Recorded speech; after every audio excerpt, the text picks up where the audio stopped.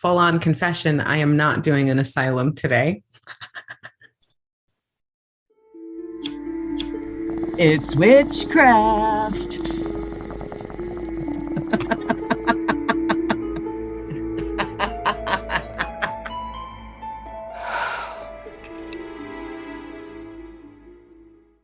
Hi, and welcome to episode 11 of the Stoned Witches Hour. It's 4:20 a.m. and I'm Layla. And I'm Chelle.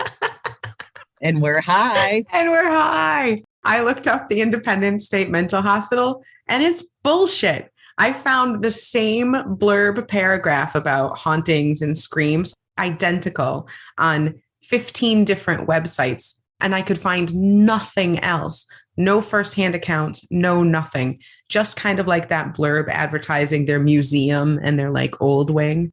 So I'm pretty sure it's bullshit. Kind of like how the episode where I ended up almost debunking Amityville Horror.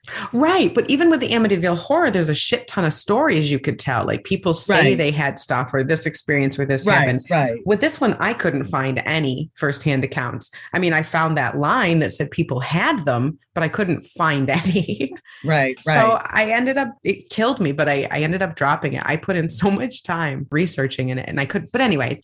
I think tonight where I'm going to take us is we're going to talk about the coal mine in Pennsylvania. So welcome everybody. Let's get ghosty. And this evening, I'm going to take us on a true crime adventure.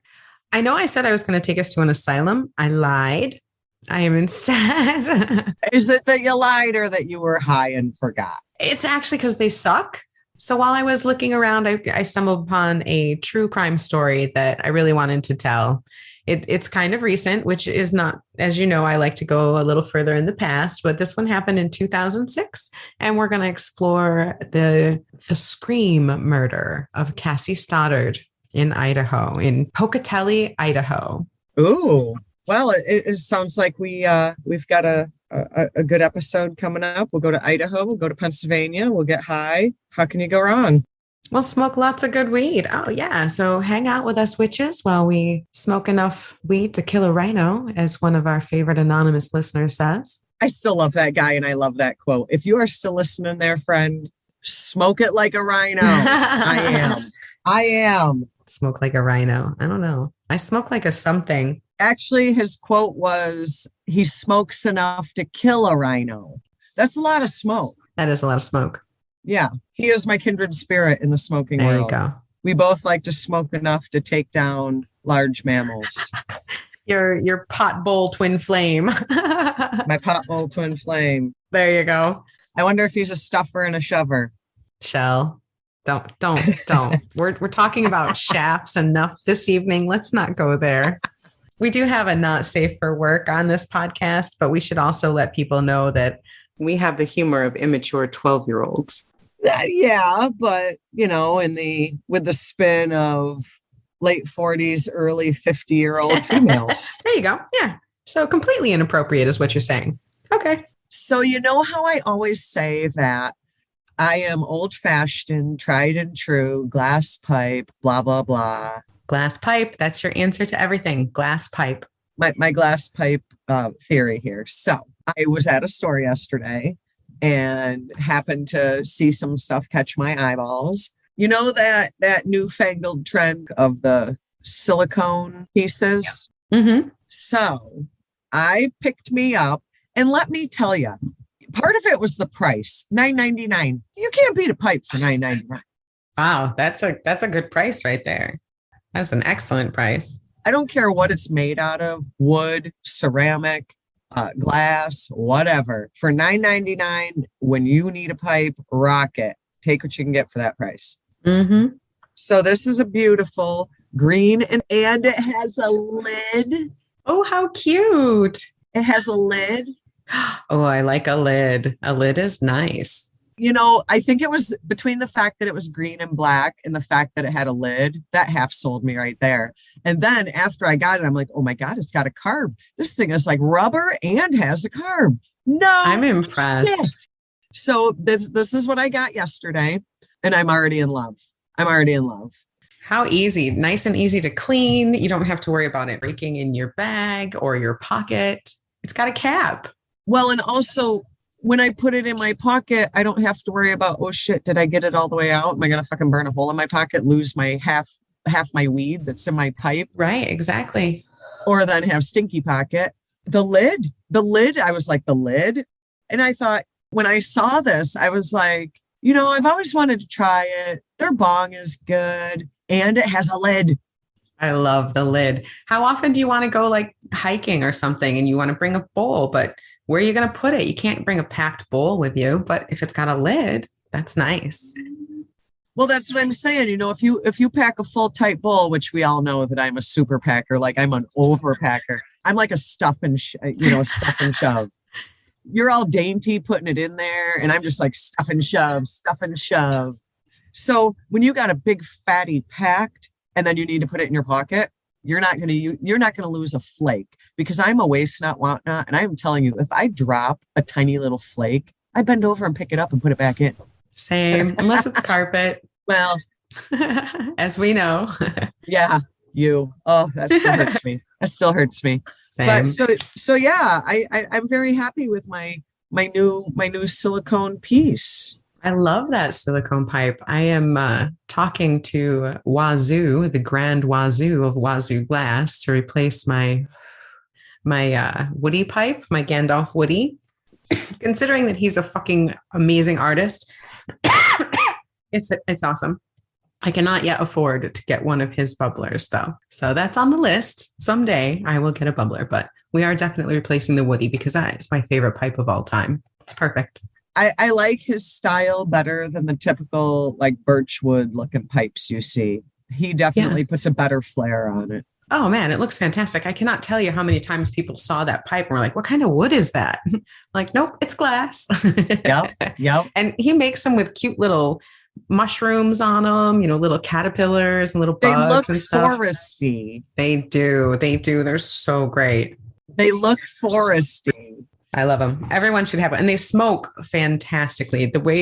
I really like the long Gandalfs because it gives it a little bit of, it helps to kind of cool the smoke a little bit when it has to kind of go that far. That's why I like bongs. Helps to kind of cool down the smoke when you're taking big rips or off of Chelle's big stuffed bowls.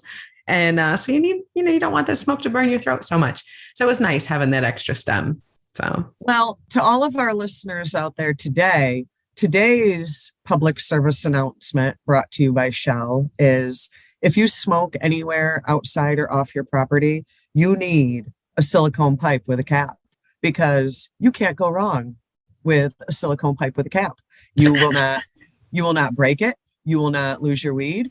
Like win-win people, silicone pipe. I am so impressed. The glass goddess is suggesting silicone. That's an endorsement right there. Now we are going to have to do an update, just an update endorsement once I get to the point where I need to clean it, because that's the true test. How easy is it to clean? And the store clerk said, oh, this is so easy. And he was like showing me how you can like squeeze it out like you'd squeeze the rest of your toothpaste out. Oh, damn. You're telling me this. I'm hearing this. But I need proof of the pudding. When it is time and I am physically trying to handle that shit on my own, is it easy or is it not easy? You are resonating that pipe fast and furious. You know how I am. I know how you do. Oh, yeah. So we will have an update endorsement once I've had to clean it. Oh, I'm curious. All right, cool. You might even get me to buy one. Stay tuned for the cleaning silicone episode. All right, I'm down. Don't pay attention to that shit. But I feel very accomplished and I feel very 21st century pot smoker now that I know. have Look at you. Pipe. Getting something all new and different and like updated beyond. Give me a glass pipe. So I was going to talk about the Pennsylvania coal mines today. Those are just scary on their own. Yeah, well, I know that I know that this story isn't going to be necessarily something you're going to love because your fear of confined spaces. Yeah, thanks for that, Chelle. The definition of a coal mine is a confined space underground. Yeah, I see what you're doing here. Do what I can. But, in Pennsylvania, if folks don't know this, back in the 1800s, a lot of what fueled America at that point in time was coal. You know, we didn't have natural gas, or didn't have the natural gas that we're using now, the oil production we have now. We relied a lot on coal. Didn't like the trains run on it, the ships, the steamships and everything. And people would use it to heat their homes as well. People would have, you know, coal buckets, and they'd have to shovel a couple scoops of coal in before bed to heat the house overnight. Oh, yeah. And a lot of the more rural places and in New York and PA, you still have like the coal chutes in the cellar. Yep. Yep. So, you know, coal was a big thing. And a lot of that, you know, I'm no geologist, obviously. Any of our listeners who've been following us since the beginning know that I am definitely no geologist. But I feel that the majority of Pennsylvania is pretty much got coal mines under it. It's like that state was built on top of a big nugget of freaking coal. Right. And they're just honeycombed all over the place. And that's the thing. The whole state is one big freaking honeycomb. And actually, probably the majority of the mining is not too far from where you and I are from. About an hour down into Pennsylvania, in the Wilkes-Barre Scranton area, Lackawanna County is the probably the most famous. Well, there's a couple famous ones, but for our eastern part of Pennsylvania, the most famous ones was the Lackawanna coal mines. Actually, as a child, and I know I've told you this before, and you thought this was the creepiest thing on the planet. You can actually go and do tours of the coal mines. And as a child, my father used to take us down to the coal mines. And then your when dad's idea of fun and everyone else's idea of fun are like so far different. And then when my children were small, did he take them too? My father took my children to the Pennsylvania coal mines in Lackawanna. Your father should be stopped. The man's a monster. You get a certificate saying that you made it out of the coal mines, like alive. Yeah. Yeah, hey kids, if you make it out alive, you're going to get a certificate. Woohoo. Yeah. You know, at the time you think it's cool, but as an adult looking back, you're like, wow, you know, there's a good vote of confidence. I get a certificate for living through it. Right. But it was cool. It was very cool. There actually is a coal mine that caught on fire. I want to say in like the 70s or something. Oh, yeah. It's still burning. Still burning. You can still go there now. There's houses. The place is so creepy. And what it looks like is almost like smoke is just oozing from the ground. It is, but it looks like that, and it's creepy. Yeah, it's like something out of a dystopian future nightmare film.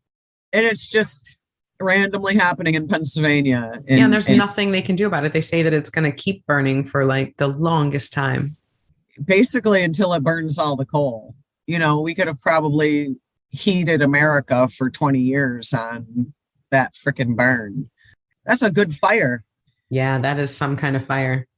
So as you can imagine, you know, for decades and decades and decades and decades and decades, there is countless people that worked in the mines, dug the mines, were mine employees. And, you know, back in the 1800s, we're not talking, there was no OSHA. There was not safety crews, you know. So to even sit here and try to fathom the amount of tragic deaths that happened in each one of these coal mines is, I can't even. I know, I can't even either. I mean, one of their safety methods back then was literally the canary in the coal mine. Yeah. Literally a bird in a cage to tell them if the levels of oxygen had gotten so low as to be unsafe. Yeah. That was their idea of a safety measure. But I mean, and because of that, you know, I mean, it's impossible to say with any degree of certainty how many people literally have died in those coal mines for whatever reason, cave in, lack of oxygen, explosion, fire, whatever. Even today, you're still today hearing about miners getting trapped or killed in mines. And this is now with all the things that we have now. I can't even imagine how dangerous it was back in the 1800s. I mean, I know there's been a couple more. I feel like there was one more recent in Asia that I'm forgetting, but a few years back, that big one in Chile. What was it, 22 coal miners or something like that? Yeah, and they made a movie out of it. I think the more recent one as well, too. Yeah. So I know there was the one in Chile, and then like a year or two after that was one somewhere in Asia. And why is this shit happening in this time in society? Yeah. Just the astronomical amount of deaths. I mean, we could just sit here and talk for 100 years about ghosts in the mines. I mean, just imagine if every single day when you went to work, it was essentially a stare down with the Grim Reaper. That's what these people faced. I can't imagine. And my fear of enclosed spaces, just the thought of having to work in an environment like that. I mean, they put children and small people, and I'm a small people, down in some of those enclosed places. And I couldn't handle that. I mean, it's definitely not something I don't even like thinking about it. But the things the way that they kept these people practically indentured, and the way they treated people was terrible, horrible, was awful. They're still doing that. I mean, and I don't know. I'm going to admit that right now. I don't know. But do we need coal? Like, do we even need that anymore? Aren't there other things that we could use that not only would cause less loss of life, but be less damaging to the environment? Why have we not corrected this yet? Because we're greedy. Oh, there you hit the nail on the head, Chelle. Ding, ding, ding, ding, ding. On that note, I'm going to pack a bowl and cry about capitalism. Anyway. I mean, that's definitely one of those instances. Ask a stupid question, get a stupid answer kind of thing. You're right. I asked a stupid question and you gave me the perfect answer, the very blunt, honest answer, because we're greedy. It's because we're greedy. You're right. But, there's a lot of shafts that are standout shafts for hauntings. Mm-hmm. One is called you beautiful folk from Pennsylvania, if I am pronouncing these towns wrong. And you probably will. None of them are pronounced the way you think. That's what a high shell does. It's all about phonetics, not proper pronunciation. We're from that area, and I bet we'll pronounce half of these incorrectly because you're like, oh, that should have the French pronunciation. Right. No, it should not. It should have the Pennsylvania pronunciation. Right. But being of Dutch origin, let me see if I can get a grip on some of these names. There you go.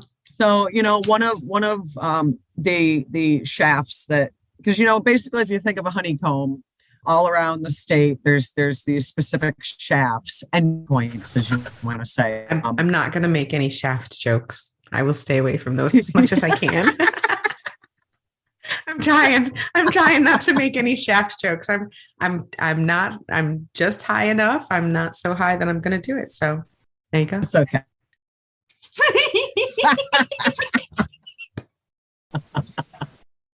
Okay, so I want to talk about the Neshannock Shaft. There we go. See, and now I'm not even giggling at shaft. I'm being so good.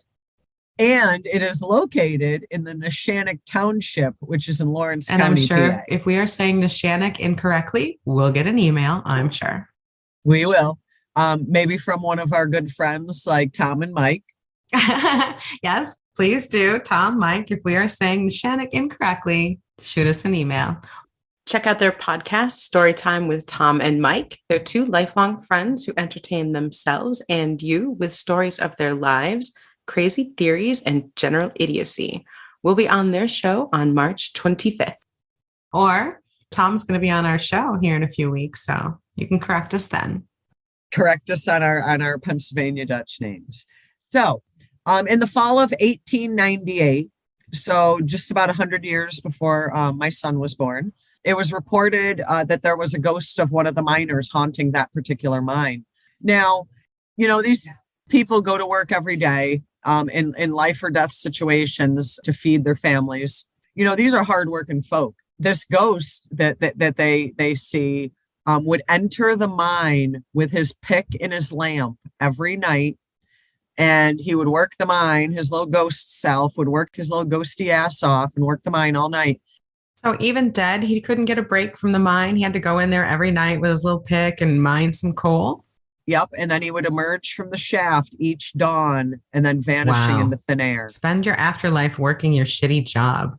At the time, miners theorized that it was the spirit of Elijah Bowalker, a worker who disappeared inside the mine a few years earlier, and just he went to work one day and that was it, poof, gone. What? They didn't even find his body? They don't know what happened. Never found his body. He just went in the mine one day to work, never came out, never know what happened to him. Because you got to remember, they might have gone in as a crew, but Joe Blow is 50 feet that way. And then this guy's over here. Like there was no buddy system.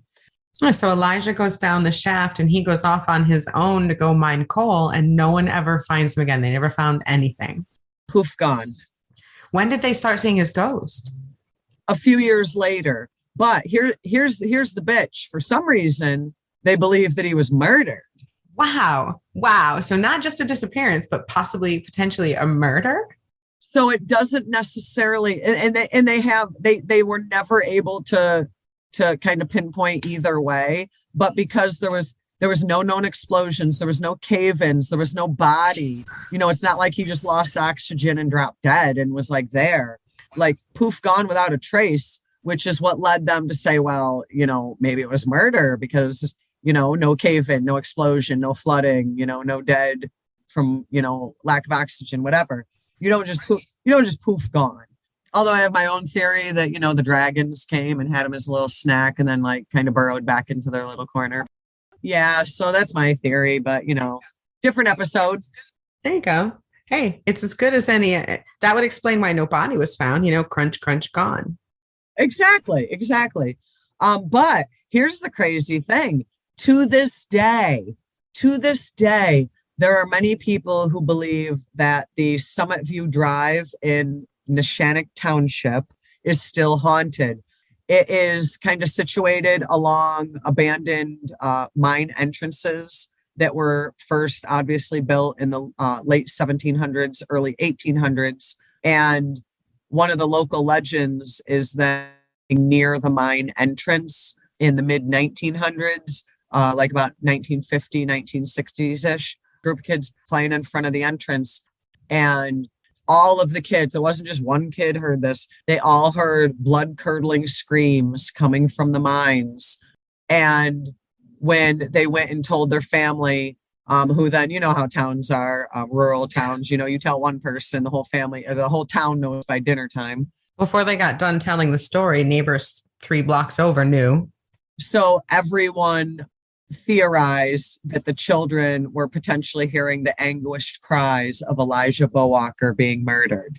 Oh, wow. So they think, we've talked before about traumatic offense kind of being a movie that replays over and over again. Right. So they think maybe those kids heard that ghostly imprint. Right. Oh, wow. Because if you're talking 1950s, 1960s, right. You're talking, anywhere from 50 to 70 years after Elijah disappeared. So, you're not talking like 5 years later kind of thing. You're talking decades later. So they feel that it could have been a murder based on never finding him. And then these ghostly blood-curdling screams, they think link back to him and the fact that it could have been murder and not a work-related death. Might be an interesting case of a ghost helping solve their own missing persons case.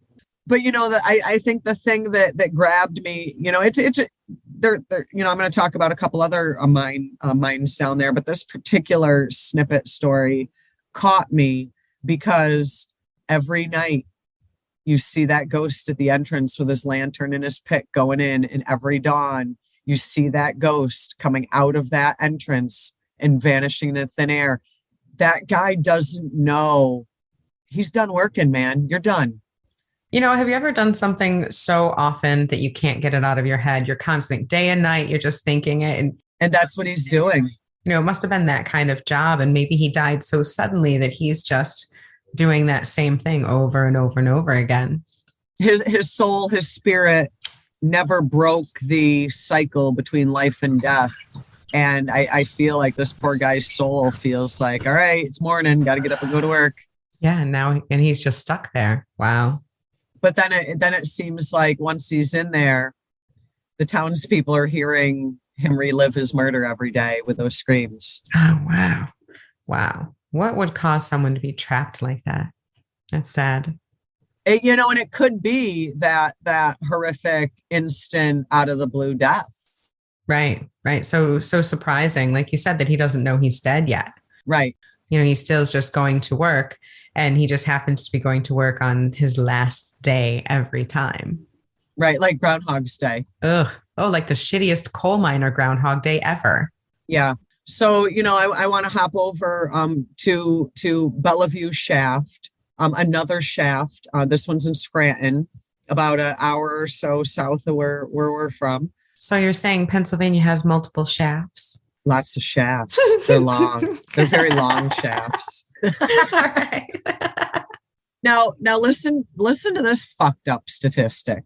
So again, we're bouncing over to Bellevue Shaft in Scranton. During the 19th century, the mines of the Wyoming coal fields experienced an average of 5 fatalities each month. 5 fatalities a month. 5 a month? I'm not going to work at those odds. No, that's an unacceptable death count. How can you be like, oh, that's more than one a week? That's more than one a week. Well, these are people that was the main industry in Pennsylvania. That was their only source of income. I don't think a lot of these coal miners would have chosen that job. I think that job was chosen for them. I need money. I have to go work in the coal mine. Where were they going to go? Their family, their father, their father's father had worked the coal mines. They didn't have enough money to go anywhere. Their family was in debt. They had to help support the family. There was no way for them to go anywhere. They were kept in a cycle of poverty. Well, and Pennsylvania is a lot. It's made up a lot like New York State. If you're not familiar with Pennsylvania, everybody's heard of Philly and in Pittsburgh and Scranton, Wilkes-Barre. But what people don't realize if they've never been there, if you are not in the Wilkes-Barre Scranton area, everything beyond city limits is like desolate. If you are not in Philadelphia, everything outside of city limits is desolate, like dense forested land, farming. Like Pennsylvania is not California. If you did not live in a big city, there was not a lot of industry opportunity. You kind of had to do the job that was available in the little small shitting town that you were born and raised in. And so a lot of these people, coal mining was their only option of employment.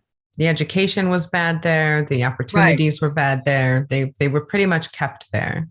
But the coal mining was good. Yeah, for some people.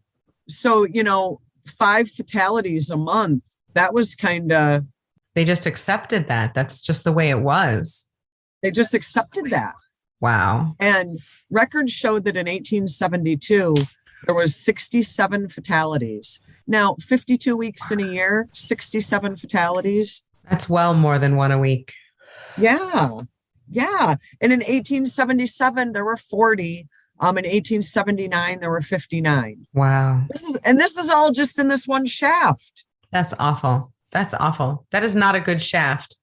This is not in all the mines in Pennsylvania collectively. This is just in this Bellevue shaft in Scranton. Oof. Wow. And death did not discriminate by age. Records show that the youngest victims to die in the mines, and I feel bad even telling you this because I know your heart's going to break. They didn't, when your family needed money, if your father died in the coal mine, and if you had a son that was physically able, he just went there. Somebody has to feed the family. So some of the youngest victims to die, one in particular was a 10-year-old Evan Jones. Oh, that does break my heart. Oh, Evan.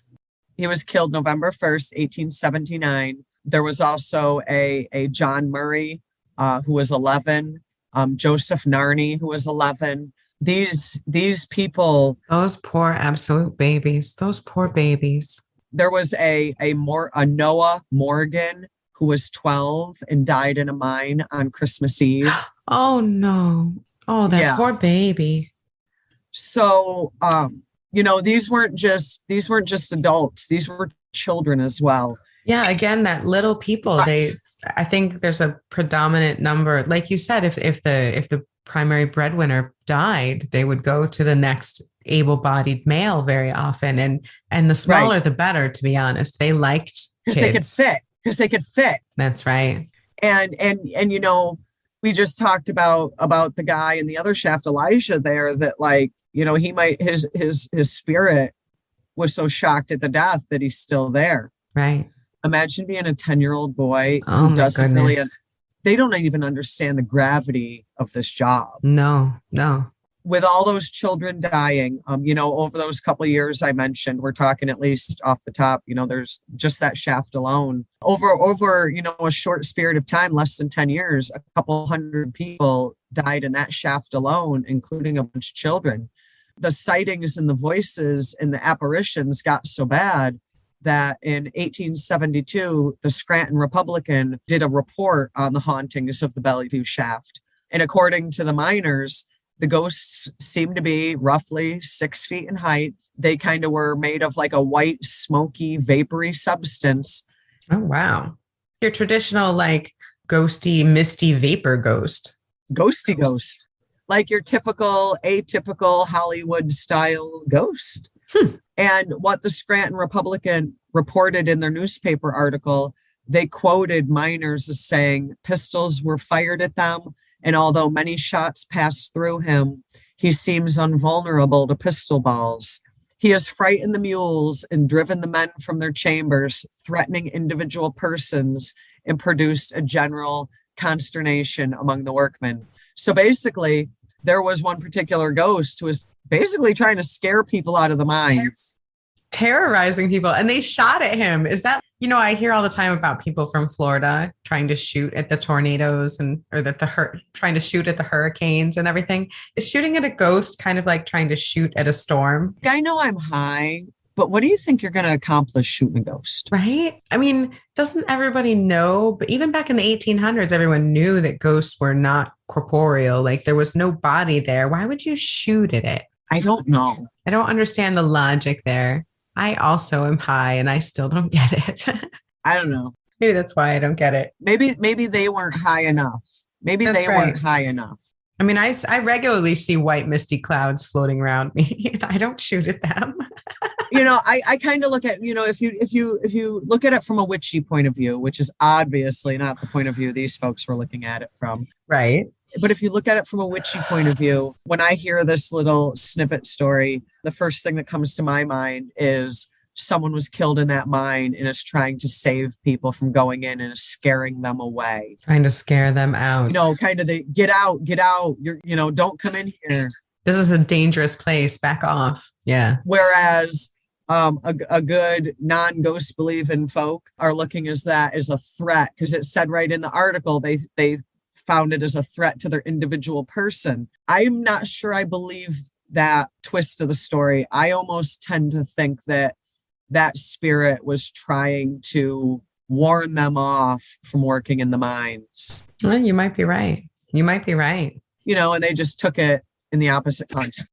Took it differently. Yeah, because it does sound like it's trying to get them to go away. You know, it frightened the mules away. It said, you know, driven the men from their chambers. He was trying to scare them out of the mine chambers. So my take on it from a witchy point of view is that spirit was actually trying to help them. And their interpretation was it was threatening. So then, you know, the Taylor mine in Taylor, Pennsylvania, in 1906, miners refused to enter portions of the Taylor mine because they were fearful of ghosts described as hollow-eyed, white-robed, illumination forms of men bearing light that had no flicker. Interesting, like the different variety of ghosts that people see here, the different types. Right. Several miners attempted to approach the ghost, but it was said it would disappear every time they got close. Well, that's better than trying to shoot it. At least that makes more sense. Right. Over in Taylor, we got the peacekeeper ghost hunter miners.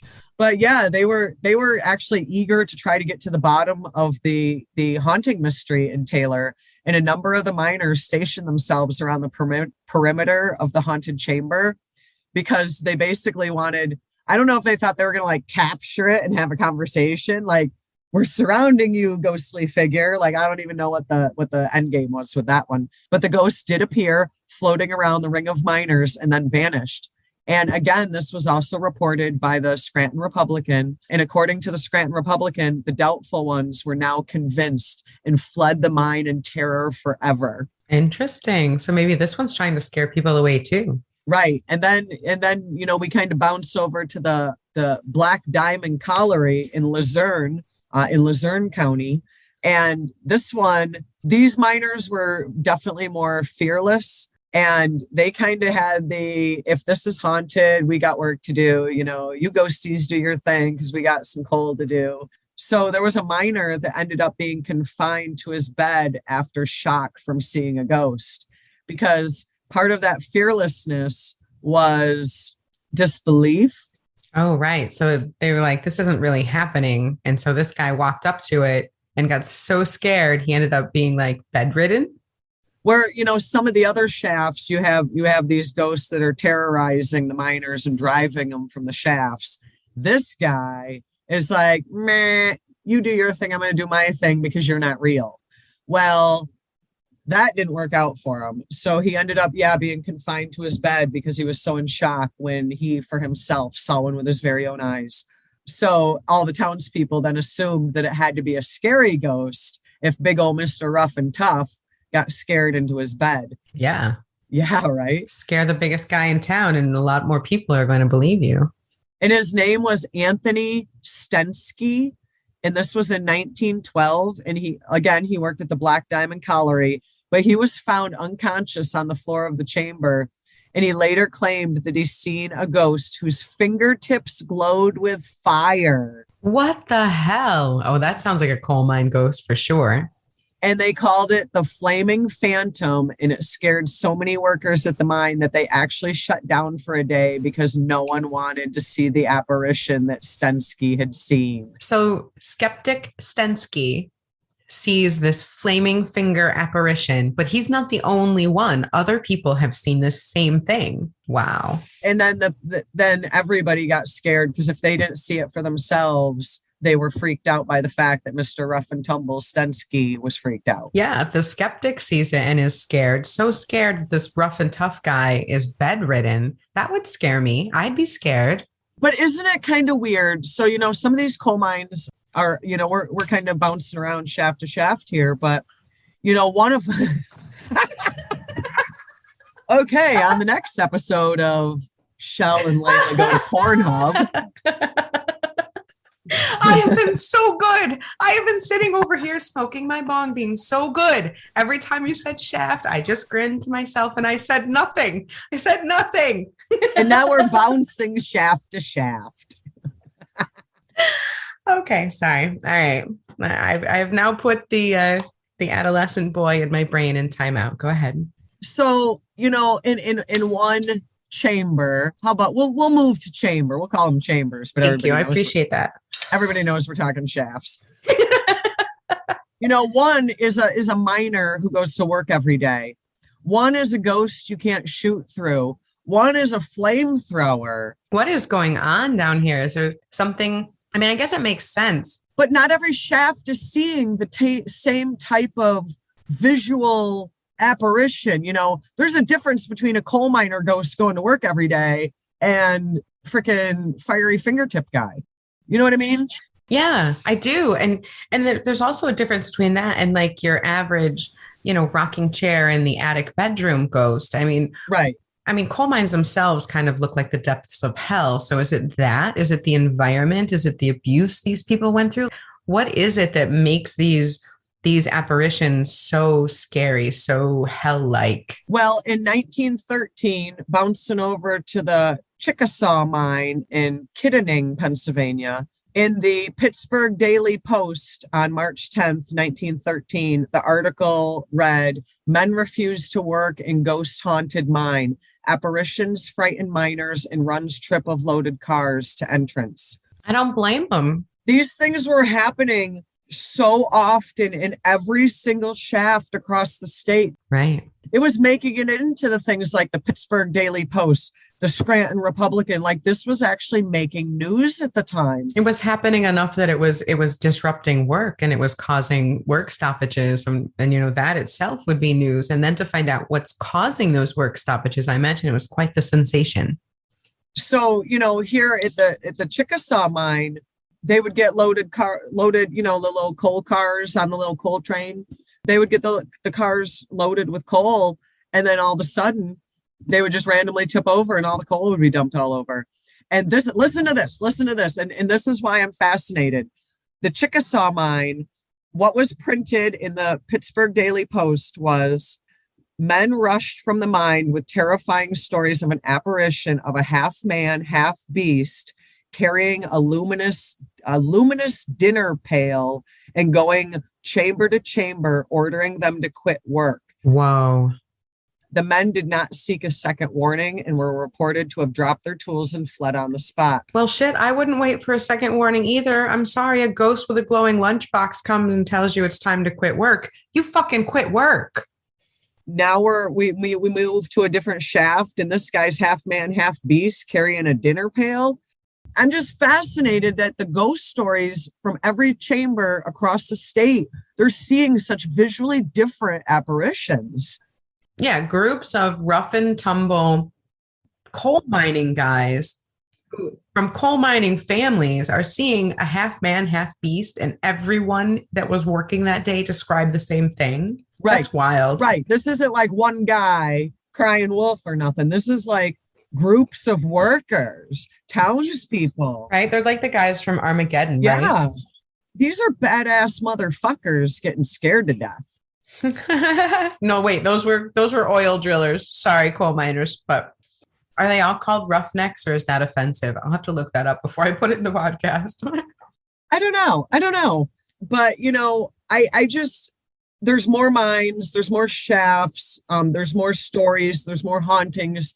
But these particular ones I wanted to talk about today because, like I said, the fact these particular ones drew me in, not that they were long, spectacular events, but like the variation of what people were seeing. I just wanted to, I wanted to not only kind of convey that to you, but I wanted to convey to our listeners the vast difference of the type of paranormal activity that is happening to this day across the state of Pennsylvania, where these mine shafts are located. You're talking about the differences, but I can't get the sameness, the similarities out of my head. So many people would see the same weird apparition. They'd be able to describe it. They all talked about what it said, what it looked like, what was going on. And it just blows my mind that even though each particular mine may have had its own apparition, its own flavor of ghost, that particular ghost was seen by so many different people, even skeptics that were so frightened that they would stop work right then and there, or they were bedridden because they were so scared. That's kind of interesting.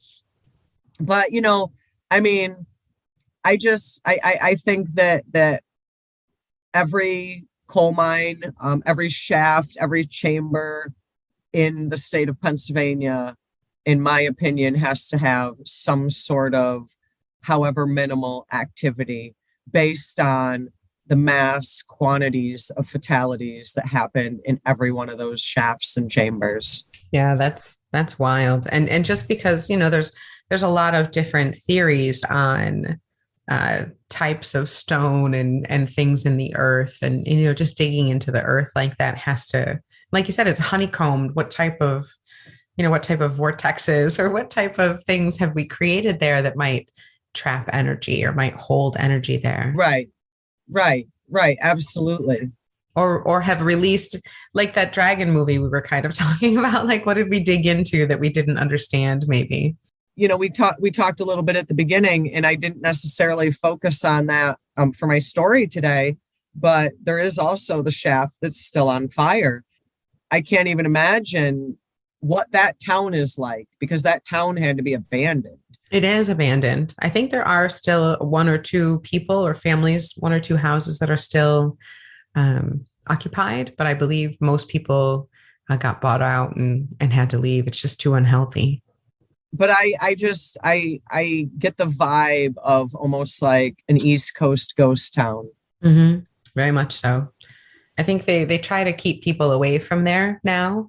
Yeah. For health reasons. Yeah. Yeah, you can find pictures online. There's all sorts of things that were painted on the roads and stuff like that. People's tires would melt on the roads. It's crazy. It's just wild. Air there is borderline toxic. Yeah.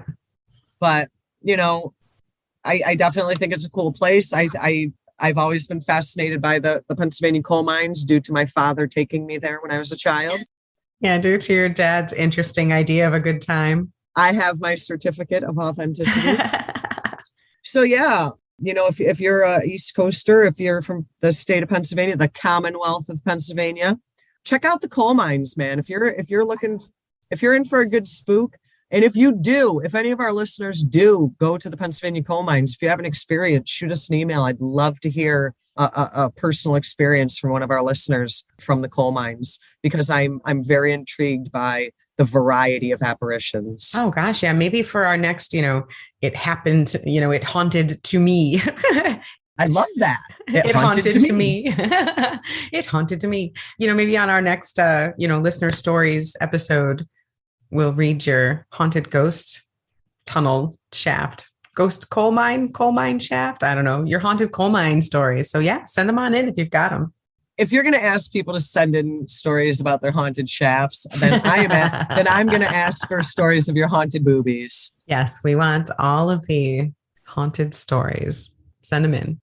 I actually went to my most favorite store yesterday. Ooh, what's the name of your most favorite store? My most favorite store is called Happy Valley. Oh, I like the name. Yeah, and actually, of that they have, I don't know if you see this. No, you can't see. Oh, a bag. I see the bag. Oh, the key. Look at that cool pink key. I love their key logo. That's their logo for Happy Valley. Like that old, like a skeleton key. Oh, that's cute. That's different. That is, it's not a tree or a leaf or a planet. It's different. It's the key to happiness. It's the key to the Happy Valley. I love it. The key to happiness. They're weed. So anyway, went to Happy Valley yesterday, and I love these folks. They have sales.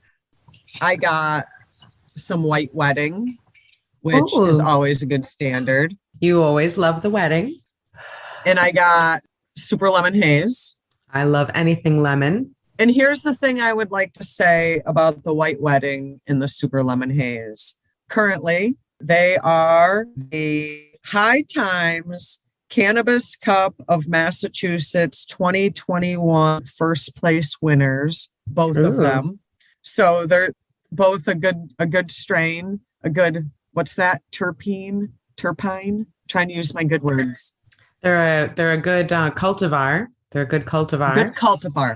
They're good cultivars. Both of them in different categories. One was I think one was a sativa and one was an overall, basically like a hybrid. But they both won first place. Very, very nice. Then I got some dog patch. Oh, that sounds like fun. I like the dog patch. You know me, I go for high THC. Dog patch is a high THC? Yeah. So I actually had a really successful trip to Happy Valley. I left the valley happy. Nice. You have 3 different cultivars, right? Correct. Do they look different? Do they taste any different? Like, have you tried all 3? Well, here's the thing. The super lemon haze always has that stronger citrus taste. Yes, that's one of the things I like about it. And it has that citrus smell. Mm-hmm. Now, the thing that frustrates me about dog patch is I feel like it smells like fruit and then it tastes like weed. Nice to your nose, not so much to your palate. It's not that it tastes bad, but the smell gives you an expectation of a more fruity, sweet hint, and you're not getting that. You're getting, I am smoking weed. I think that's kind of like coffee. You smell coffee and it smells so good. And then you taste it and it's different. And it's because the molecules are so delicate that the acids in your mouth destroy them. So you can smell all of them, but you can't taste all of them. I wonder if that's the same for terpenes in the bud. So you can smell that floral, but you can't taste it. Here's the thing with dog patch. It's definitely more condensed and more crystallized. So it's good. I ain't knocking it, but the smell and the taste do not mesh. Which one is the crystalliest? Which one looks the frostiest? Probably the white wedding out of the three, honestly. Yeah, I'm not surprised. With the white in its name, usually they tend to be high trichome producers. That one's 32.7% THC. 32.7. Nice. The super lemon haze has got that, I don't want to say like that yellowy green, but definitely more like a lighter green. Mm-hmm. Whereas the dog patch, more like that plant green. The lemon haze is the kind green, and the dog patch is the swag green. Right. Okay. And then the white wedding is the so crystally, it's hard to tell what kind of green. Oh, I like that. Yeah, nice and crystally. So it sounds like you have a nice little variety there, a little charcuterie board of cannabis.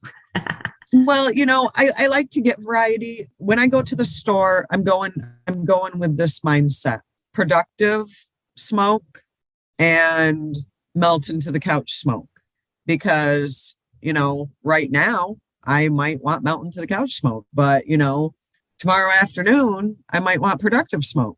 I always try to have on hand both options: productive high and drooling high.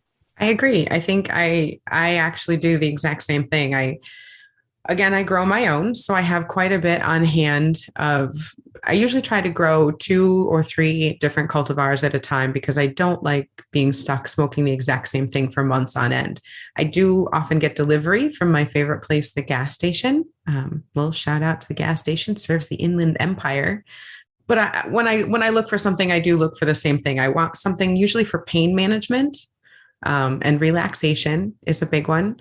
And so do you try to go for like a more equal amount of THC CBD then? No, actually, for CBDs, I like to get, I'll get CBD separate. I'll get a full spectrum CBD dabbable powder that I can either put under my tongue to work fast or dab it and smoke it. Oh, so you are smoking it. I thought you were going to say that you're not smoking the CBD. I do both. I will put it under my tongue to eat it in larger amounts. And then I will also dab it for quick acting. But then I'll also do dabs, usually of a high concentrate THC that's more of an indica variety that's good for pain. And so I like to keep something like that would be more your melt in the couch kind of thing. And then I like to have a lot on hand because my husband and I work in the same office and we both work a lot online. So we'll sit here and we'll pass a bong or a bowl back and forth all day long. So we like to have something that's an up high, like a Jack Hare strain. Like we have that blueberry Jack Hare that we're almost out of. So we like to also have like an up productive because we are smoking quite a bit all day. I have ADHD. I'm highly distracted. So, it's nice to kind of have something to keep me on an even keel, keep me focused. Exactly. But keep me productive. But today, what am I smoking today? We did get a delivery. So yeah, I'm smoking my Jack Hare quite a bit. That's my kind of like main all day smoke. And then when I want a little bit of, a little pain relief. Evening wear. That's a nice way to put it. I go for the Abusive OG, which I got from. Oh, I've never heard of that. Oh, it's a nice one. It might be just Californian. I'm not positive. It's a combination. Some people say it would kind of developed out of OG Kush, but this one's called Abusive OG, straight indica, nice high THC. I don't honestly know what the percentage is, but nice high THC. And for me, it helps with the pain, but I stay steady. For someone who's not an everyday user, I would go kind of slow on this Abusive OG. You probably would recommend the same for some of the stuff that you smoke. Just have a hit, have 2 hits, depending on what your tolerance level is. You have to remember Give it a that. second to see what happens before you smoke more. You can always smoke more. You can't unsmoke it. Yeah, I'm going to use my mother-in-law as an example yet again. If she wants to smoke sometimes for relaxation to help her sleep, she takes one hit or maybe two hits, and that's really it. That's all she needs. There's no problem. You're going to have a lot more fun and you're going to be a lot more comfortable if you try just a little bit at first. Try one toke, wait a half an hour, wait an hour, see how you feel, and then try two. Keep some CBDs on hand because that can help you a little bit if you do overdo it. Go slow, I guess is all I'm saying. This isn't a race. I wish I could get that here in Massachusetts, because that sounds like something that would do my back problems up real nicely if I was having a flare up. Yes, actually, it does help. And cannabis does help a lot with inflammation. So that's why I like to eat it as well as smoke it, because the smoking makes it happen faster. But once you eat it, there's a slightly different reaction. And it does help your body lower inflammation. And a lot of times, even if it can't help with the pain itself, it might help with the inflammation that the pain is causing. And that can help give you some relief. Right. That sounds like that would be a good one for my back. Mm-hmm, definitely. Well, I'll make sure to have a store of it for when you guys come out and visit. Right. I just think I don't understand. Well, I guess I do understand it because, people are doing a lot of their own grows, and as things legalize, that wave of legalization just keeps going across the country. But you can tell that there's a lot of stuff that we can get the same. And then there's stuff, that I can't get that you get, and that you can't get that I get. And, like on our last episode, I had that straw nana, rocking good stuff. Probably not something that you could get your hands on out there. It's not. I had to order seeds in order to be able to. This abusive OG just sounds right up my alley as far as pain management. And I will probably never get to put my hands on it until I go to California. But it's just kind of weird how, I guess people don't always realize that what you can get on the East Coast isn't necessarily what you can get on the West Coast. And I think one thing that people don't realize is how much prohibition hurts people. I am a huge proponent for smoking just for smoking's sake, but I'm also a proponent of using it for all the vastly different things that it can help people with. And prohibition right now is preventing you from getting this amazing, really strong indica strain that's fabulous for pain. And you can't get it because I can't get it to you to Massachusetts from California. And that's right. Because of prohibition. And that's bullshit. We should be able to pass that shit back and forth. There should be zero problems with that. It should be as regulated as an ear of corn. Right. But, we're getting there. More slowly, every year. So slowly. Every year, another state goes legal. Another state goes legal. Another state goes legal. It's coming. Soon, I hope. But anyway, I got a story. You ready for a story, Chelle? What do you have today? What are you talking about? I mean, I don't know if mine was scary per se, because I don't live there. I mean, if I was dealing with the finger thrower, the fire flame thrower, I'd be shitting myself. But what do you got? Yeah, I'm not sure what's more scary, the one with the flaming fingers or the half man, half beast with the lit up lunchbox. Get out. Get out now. Saying get out. And honestly, kudos to the coal miners for listening, because how often do you see on a movie or something where a ghost tells people to get out and they're just like, and they stay. Oh, I'm just going to have dinner and maybe I'll redecorate. What the heck? Get out. Something ethereal tells you to get the fuck out. You get out. Didn't your mother teach you to listen to your elders? And by definition, a ghost is your elder.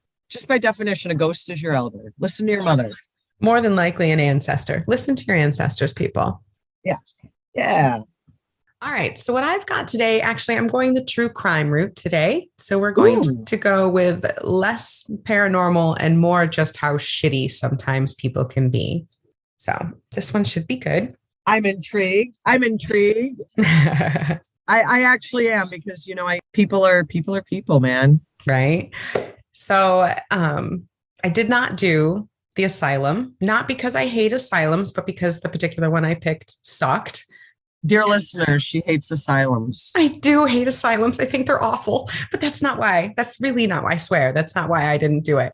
I did not do it because it sucked. There was nothing to find. It was very, very boring. Looks like an interesting hospital, has a very interesting historical wing that has a museum in it. Go check it out. Anyway, so what I did do was true crime. I found it's sometimes called the Scream murder. Have you heard of this, Chelle? Like the movie Scream? Just like the movie Scream. Is that the one with the ghosty face? Yes, that is the one with ghost face. Okay. I'm following you. I know what movie you're talking about now. Ghosty face. Okay. So this case is sometimes referred to as the Scream murder, and it takes place in Pocatello, Idaho, back in 2006.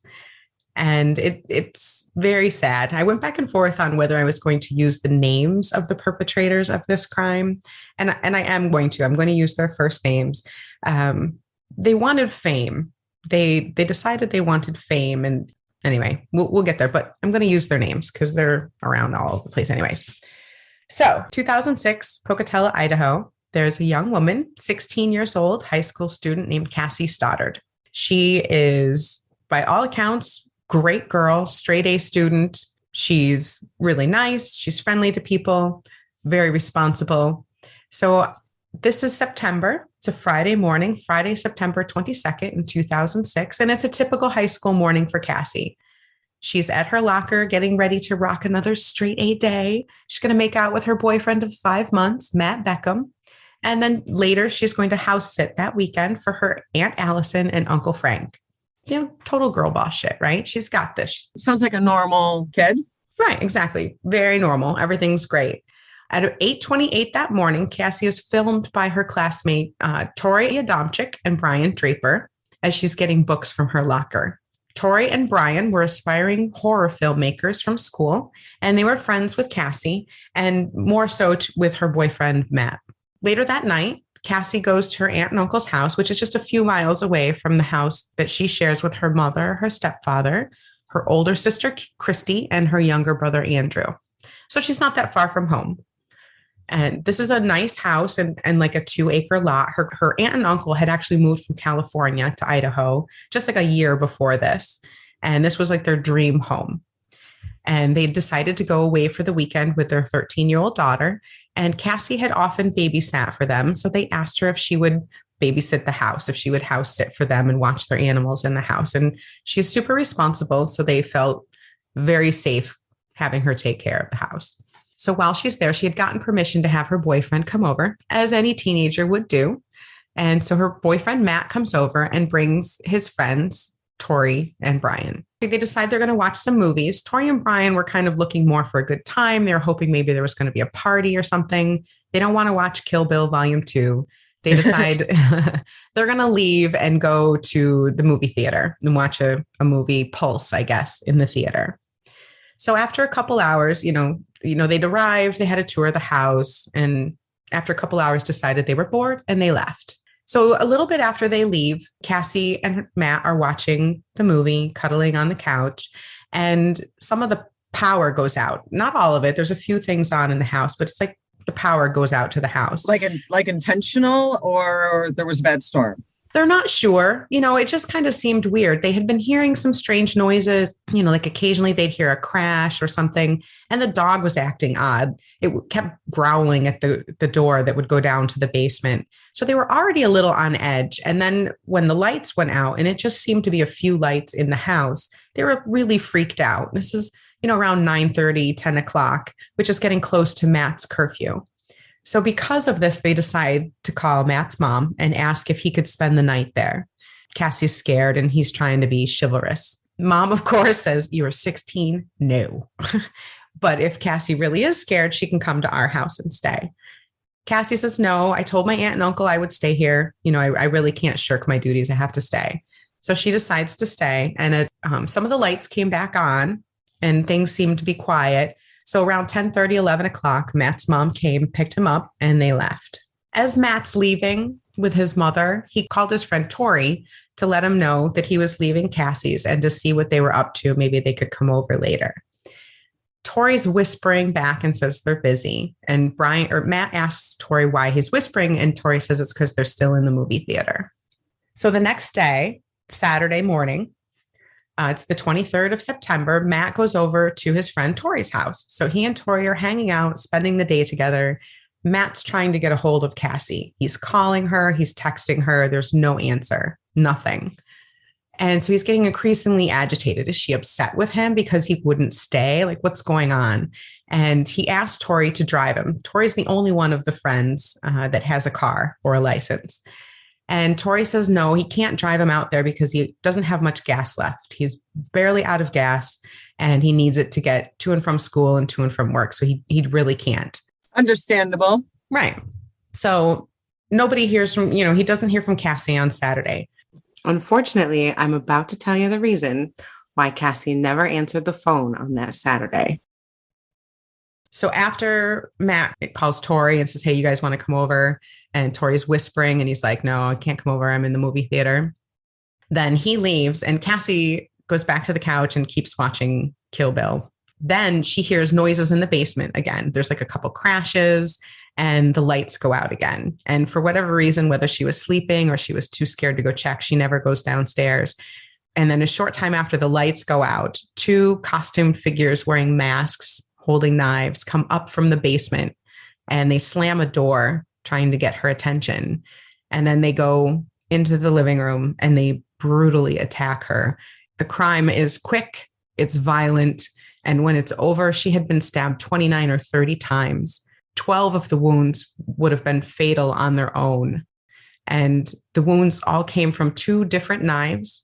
And 11 of the killing blows came from one of the knives and 1 killing blow came from the other one. So there's no way to tell which would have been the one that did it.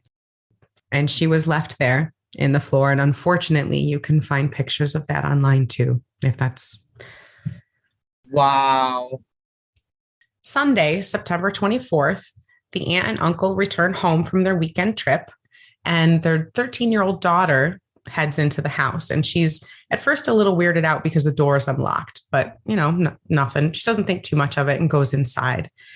When she gets to the living room, she is the one who sees the body, Cassie's body, on the floor of the living room, laying in a pool of blood. That sucks. And she had been stabbed 29 times. Oh my God. I actually have recording of the 911 call. Let me get your medical. Stay on the line. Oh God, oh my God, oh my God, oh my God. Everybody hide. Get on my floor. Honey, she's breathing. No, she isn't. She's cold. Oh my God. She's cold as party. Oh. Hey, do you want to start CPR? Okay, how old is she? 15, 17. And her mom just... Wow. So that was her aunt. Wow. And so when the 13-year-old cousin saw her, it was her screams that alerted her parents and they came in and called 911. So in the days after her body was found, her boyfriend became the prime suspect. He was the last known person to see her alive. And, the significant other is always the first person. Right. Statistics show it's like something like 50%, depending on what you look at, that when a woman is murdered, it's her significant other half the time. Right. So obviously they looked at him, but they ruled him out pretty quickly because he had been picked up by his mother. He had no blood on him. He had he had an alibi. So they quickly ruled him out. Then they looked at Brian and Tori because they had been there that night as well. You can actually see there's quite a few documentaries and there's a lot of clips of their interviews online. You can see them, if you look them up at YouTube, that kind of thing. So then the next day, that's when Matt's hanging out with his friend Tori and getting increasingly agitated because he can't get a hold of Cassie. And then Sunday is when her aunt and uncle return home from their trip and their daughter sadly finds her body and calls 911. So Matt became the prime suspect and was found innocent. He was determined to not be a suspect any longer. Right. And then attention quickly turned to the 2 other boys that Cassie had been with that night, Brian and Tori. And you can find footage of the questioning that happened. They were questioned over the next few days. They were first interviewed that Sunday, the 27th, the same day that Cassie's body was found. And at first, they were like, no, we just spent time. We left. It was boring there. We were expecting a party. Party didn't happen. So we left and went to the movies. And they said they went to see the movie Pulse. And that's where their story started to unravel. They didn't know what the movie was about. They couldn't remember anything about it. And then their stories started to differ. And 3 days later, Brian led investigators to the area where he and Tori had taken the items they had used to disguise themselves and to kill Cassie, and burned them and buried them. Wow. And it was shortly after that they got a confession from Brian and told Tori what had happened. In the pile of items that they had discarded were the weapons. There were several knives there, latex gloves, black clothing, red and white masks, a written plan. They had written out, it was burned, so it was only partial, but they had written out what they were going to do. If Matt had still been there, they were planning on killing Matt too. They had a whole detailed, holy shit, a whole detailed written plan and a videotape. And on that videotape, you can see them the day that they recorded Cassie, the morning that she was killed, that Friday. They had recorded her in the hallway. They have videotape of the boys talking about the murder. I'm going to play a clip of Brian and Tori talking about their plan to kill several people that night. How perfect can you get? Holy shit, dude. I'm horny just thinking about it. Hell yeah. So we're gonna fucking kill her and her friends, and we're gonna keep moving on. I heard some news about Kirsten. She's gonna be home from 6 to 7. So we might kill her and drive over to Cassie's thing and scare the shit out of them. So they were planning on killing this other girl, Kirsten, and then leaving. Oh my God. Leaving there and going over to Cassie's house and killing Matt and Cassie if Matt had still been there. They went to Kirsten's house and they actually drove around and walked around her house quite a bit, but she wasn't home alone. And on some of this video, they talk about other times where they had tried to kill classmates. They had a whole kill list. They had a whole plan. They wanted to kill as many people as possible. And they videotaped themselves talking about this. And this night was going to be their night of rampage. But the Kirsten thing didn't work out. So they went back to Cassie's house. And what actually had happened was they said they were bored and they were going to go to the movie theater. And instead they left, drove around the block, parked, changed into their fucking costumes, and then went back into the house. When she had given them a tour of the house earlier, Tori unlocked the door from the garage to the basement. And so they came back, went into the garage, and then went in through that basement door, wearing their stupid fucking masks and their costume and carrying their knives. And they created some noise, hoping to get Matt and Cassie to come downstairs where they can then kill them in the basement. When that didn't work, they flipped the switches, the breaker switches, to try and scare them again, because they loved the movie Scream. They loved horror films. They wanted to cause terror. They fancied themselves some sort of filmmakers themselves, smarter than the FBI. They were going to commit the perfect crime. No one came downstairs. And then they heard Matt leave when he got picked up by his mother. And Matt called them and they were whispering because they were in the basement of the fucking house Cassie was in. And they didn't want her to hear them. So then after he leaves, they start making noise down there again, trying to get her to come downstairs. And when she doesn't, they flip the breakers and go upstairs, slamming doors, trying to get her to be as scared as possible. And these are what, 16-year-old kids? 16-year-old boys. These are two 16-year-old boys. And, the signs were there. They were obsessed with horror movies. Not that being obsessed with horror movies or crime necessarily makes you a cold-blooded killer, but there's a difference between being interested and wanting to emulate. Correct. And so they have all this videotape of these boys and what they had planned on doing. And I would imagine that these kids are still in prison. They are, and I'll get to that too. I'm going to play another part of the tape for you. It was 9:50, September 22nd, 2006. Unfortunately, we have the grueling task of killing our two friends, and they are right in a house just down the street. We just talked to them. We were there for an hour. So that's them saying that they're getting ready to go in and kill their friends. They documented this whole thing. Wow. Yep. So they had left it unlocked. They went in. So after they go up and kill Cassie and later spend the day with her boyfriend and then are brought in by the investigators, when they are finally cornered, Brian did confess. Tori didn't, and his parents to this day insist that he's innocent. But at this point, their stories differ quite a bit. Of course, they each say the other one was the instigator or made them do it. Tori says that it was all Brian's idea and that he thought they were just going to go there to scare or prank Cassie and Matt.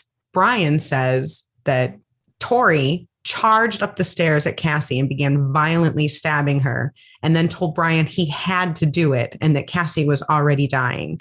I don't know if it's true or not, but in some of the interrogations with him, I saw it was implied that he had only stabbed her once lightly. Like some of the stab wounds weren't as deep as others. And it was possibly, he'd only killed her once. It was just the one stab wound that he did that would have killed her. And the others were kind of, not as deep. So, well, that's what I was going to say. Didn't you say there was at least 12 different wounds that were fatal in and among themselves? Correct. 11 from one knife and 1 from another. So even if he is just the one, he still did it. But, so he's trying to say that it was all Tori. Tori's trying to say that it's all him. The evidence shows that it was 2 different knives that killed her. So they're both definitely responsible. 16-year-old kids killed a 16-year-old girl with everything ahead of her. For fun. For a movie, for something. I don't even know. I'm going to do one more clip. Here's where they talk after the murders. We'll stay tuned. Just killed Cassie. This is Brian. We just left her house. This is not a fucking joke. I stabbed her in the throat and I saw her lifeless body just disappear. Dude, I just killed Cassie. That was Brian. So the one who said I killed Cassie, that was Brian. Wow. Now, I've watched some interviews with them. You can see there's one called Teen Killers, Life Without Parole. There's another one called Lost something. I'll have to double check and see, where you can see them in jail. So, and how they act afterwards.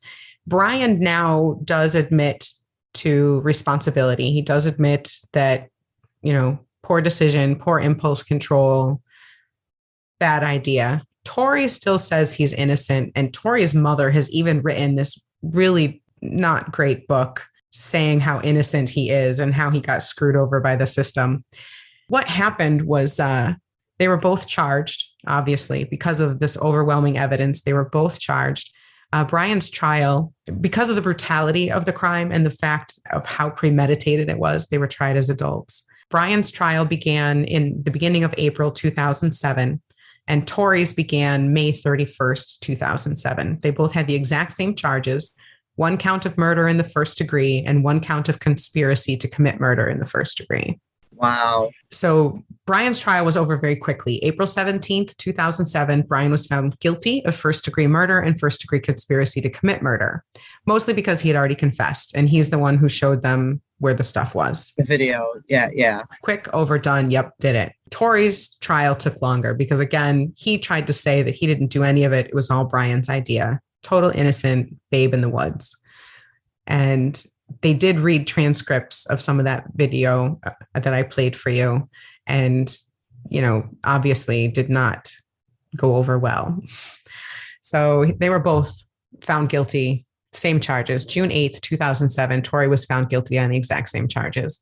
Brian and Tori are both incarcerated in the Idaho State Correctional Institution in Kuna, which is in Ada County, Idaho. And they've both tried to appeal their sentences for being too harsh. Now, on the one hand, 16-year-olds, I do completely get that a life sentence without the chance for parole might be harsh. And current wisdom says they don't usually do that anymore. However, again, because of the overwhelming evidence, because of how brutal it was, how premeditated it was, these guys aren't getting out. And they've tried. And I guess some people think possibly Brian may have rehabilitated himself and may possibly be a candidate for them, that or someone who they might consider. I don't know. But Tori, definitely not. Again, his mom wrote that creepy book.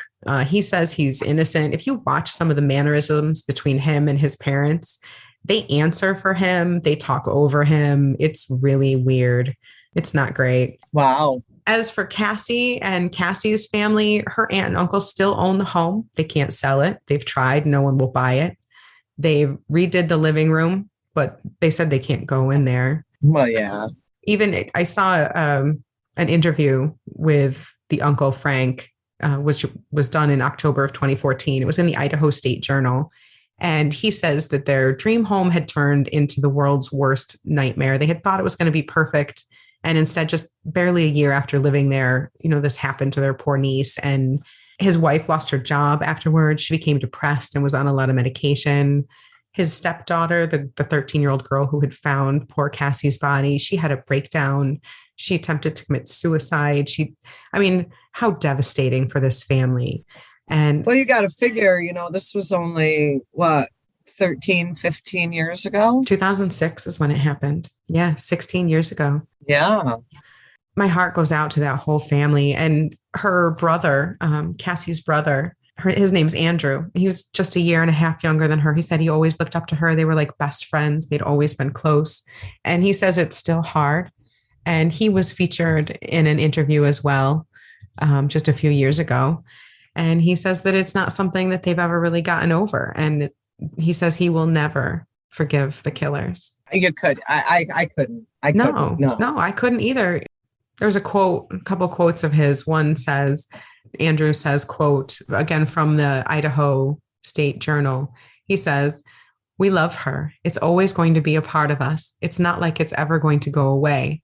It's always on the back of our minds, but we focus on keeping our family strong instead of focusing on the bad. We focus on the good and when she was still around. Nobody should ever have to go through it. It makes you appreciate things a lot more," he said. "You never know how fragile life is. You never know how easy it is for someone to be gone the next day." Nobody expects that. How could you know? Yeah. Yeah. Geez.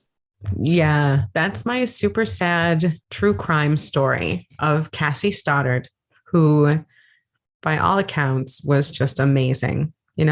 Had so much potential. All 16-year-old kids, really. Goodness. And could potentially still be in that living room. I was not looking for this, nor did I expect it. But in that interview with her Uncle Frank, he does mention that they've all had experiences in the house and they do think that she's still there. I would almost expect it based on the circumstances. I would almost expect it to yeah, absolutely. Yeah, they never go in that room, even if it's just the specter of memory. That's difficult. Right. But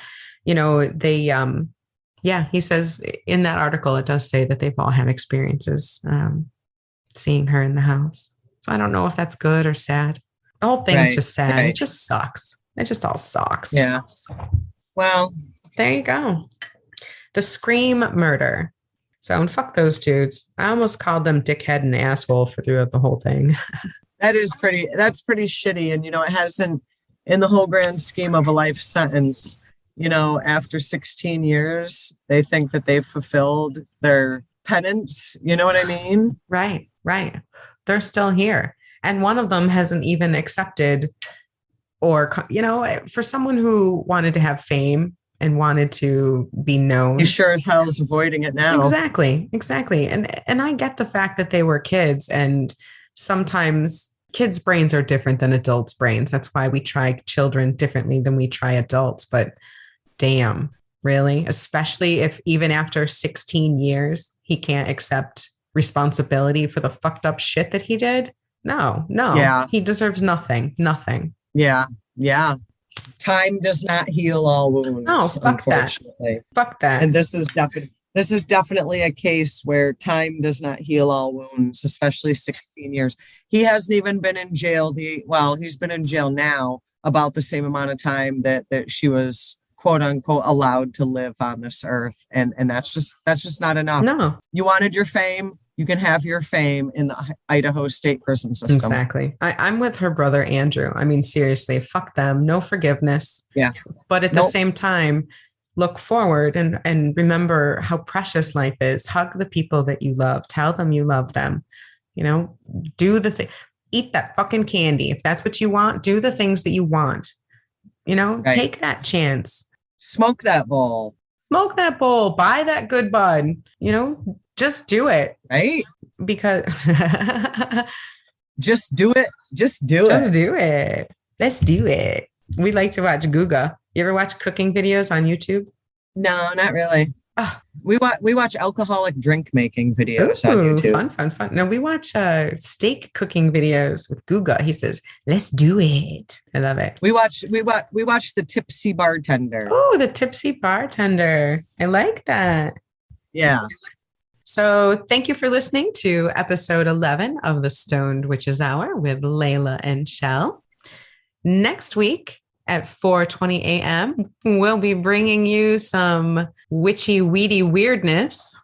What are we bringing them next week, Layla? Do we know, or is it going to be a surprise? We should surprise them and surprise ourselves. Are you just saying that because you don't remember what we talked about? Yeah. Yeah. Folklore. We're going to talk about witchy folklore. With the situation that's going on in Ukraine, a lot of things have come into the headlines. And the one that we're going to touch on this podcast is the witches and the folklore of Ukraine. If you've heard some of the curses that have been in the news. And I think that we'll have a good time. I think our listeners will like some of the witchy folklore-y type conversation. And we do want to let folks know that this was kind of inspired.